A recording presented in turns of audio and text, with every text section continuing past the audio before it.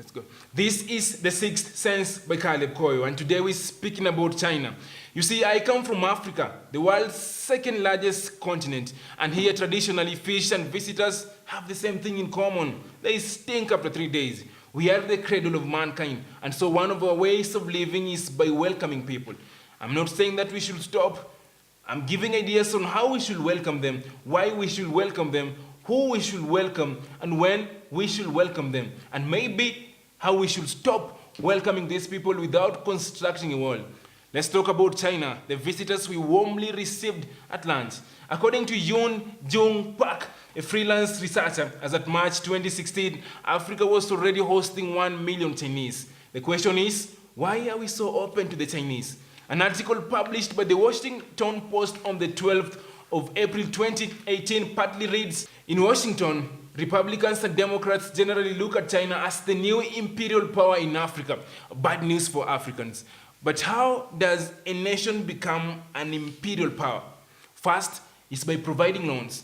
Take, for example, Kenya. Kenya holds the third highest Chinese debt in Africa. Well, that is according to China Africa Research Initiative data. Now, this is how China give loan. They have given Kenya so much money that they don't want to pay back. When somebody gives you money that you cannot even manage to pay back, then this person is not a good person. And they're like, we don't need Kenya to pay back this money. We just need to give it to them. These loans come with a lot of conditions. Like if you fail to pay back these loans, we are going to freeze your assets, like this one. Check it out. Now, something worth considering in this situation, as far as the Chinese conversation is concerned, Kenya has a lot of tea plantations. And Kenya, for the first time, has an oil reserve.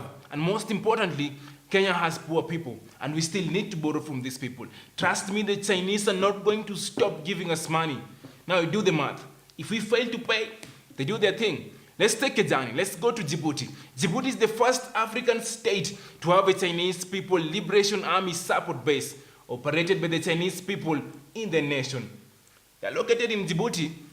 Now listen, China is a sovereign nation, and so is Djibouti. So in simple terms, being a sovereign state means that you run the army and you control the army. Here's the story of China controlling its own army inside another nation. Is it not too much? Now, let's come back to Kenya. If Kenya fails to pay the loan, China take control of its asset like it claimed earlier on. China builds an army base in Kenya to protect its properties and money. That is a state within a state. Where do we go from now? We stop allowing the Chinese in. This is what we should do. As a nation, we should get petty and say enough is enough. We argue that we have a lot of students going to study in China, the scholarships and stuff like that. Let the government build these institutions and colleges right here in Kenya. And the few coins we're using, we save and pay this debt.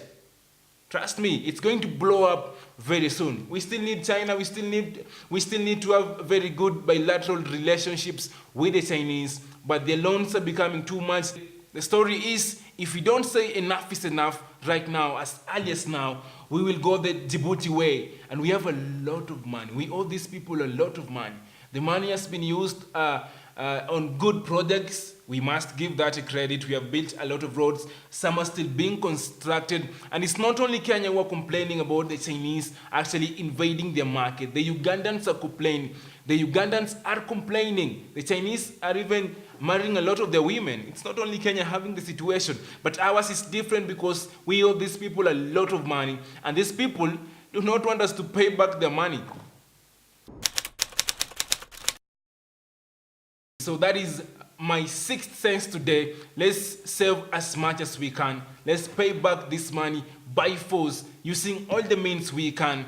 If we manage to cut down the revenue and everything that is concerned as far as the nation's wage is concerned, we're going to manage the debt. But if we continue borrowing from people who don't want us to pay back, I don't know what's going to happen. That is the sixth sense by Koyo. And remember, visits always give pleasure, if not the arrival. But in this situation, I think the departure will give a lot of pleasure. That is the sixth sense by Koyo.